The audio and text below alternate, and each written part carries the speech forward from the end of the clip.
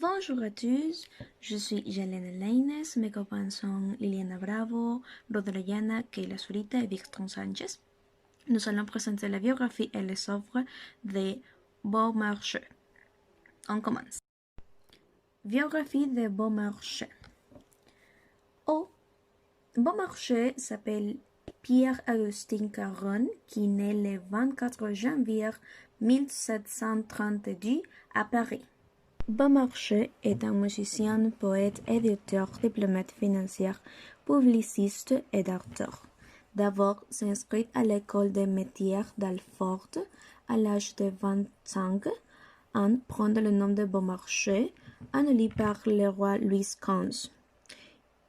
Beaumarchais est connu par ses œuvres théâtrales, Le Barbier de Séville, Le Mirage de Figaro et Le Maire coupable. Sa vie était intense. Il a gagné une fortune en tant qu'homme d'affaires et en tant qu'héritier la fortune de sa deuxième femme après sa mort. Mais il a perdu parce qu'il était accusé de détournement de fonds et de contrefaçon. Mais il a perdu non seulement de l'argent, mais aussi sa bonne position sociale et même ses amis. C'était un type agi, même que la ruine ne pouvait pas avec lui. Il agit presque comme un espion et a été emprisonné en tant que tel. Il a parcouru la moitié de l'Europe dans ses intrigues politiques. Il s'est marié 3 fois au total.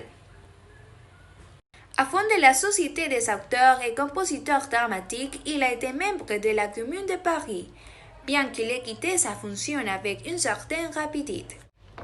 Pour essayer de vendre des armes aux troupes de la République, cela n'est pas bien passé, et il a fini par être persécuté au point de recourir à l'exil.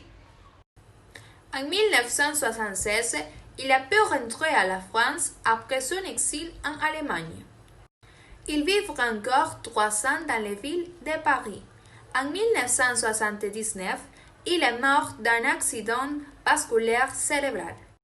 Les Barbiers de sa vie, ou La prudence d'inutile. C'est une œuvre française de 4 actes de Beaumarchais, représentée la première fois 23 février de 1765. La première partie, c'est une trilogie appelée La romance de la famille Almaviva. Le comte d'Almaviva, sévillan, amoureux de Rosina, orpheline qui vit avec son tuteur, le docteur Bartolo, est élève en chant de Don Basilio. Devant la maison de Rosina, vit le barbier Figaro.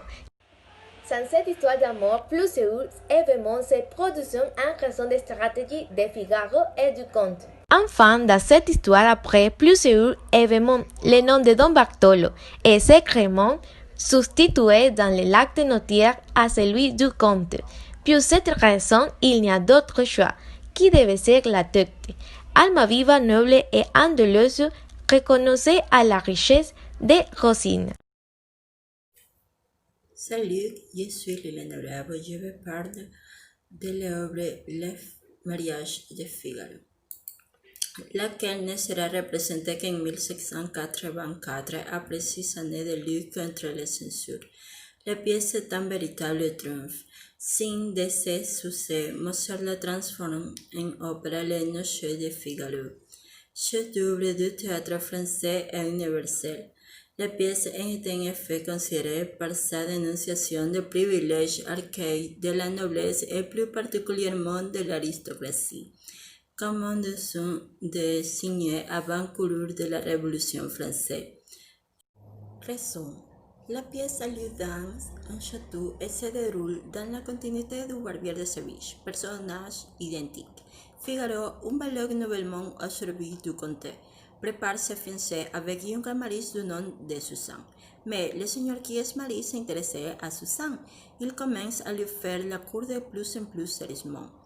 Au bout de la nouvelle, Figaro, Suzanne ainsi que la fin du comte s'unissent pour punir l'épouse infidèle. Finalement, ils parviennent à le tourner au ridicule et le contraindre à s'excuser de ses actes devant toutes les foules.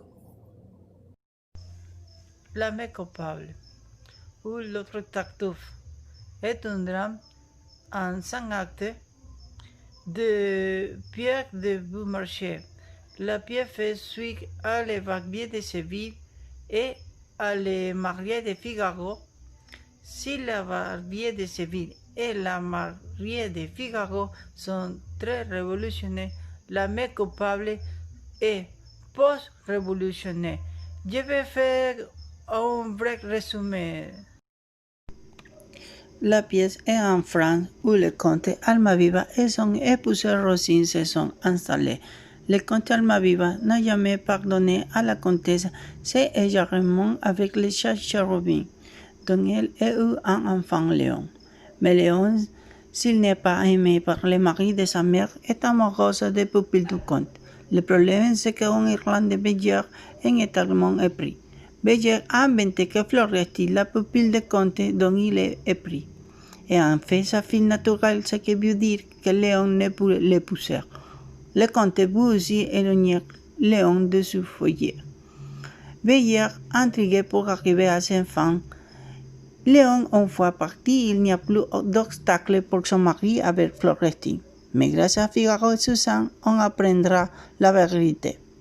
Beyer a menti, il cherchait à épouser Florentine pour s'emparer de la fortune du comte. L'union entre Beyer et Florentine est annulée. Le pour épouser Florentine, le comte acceptait enfin Léon.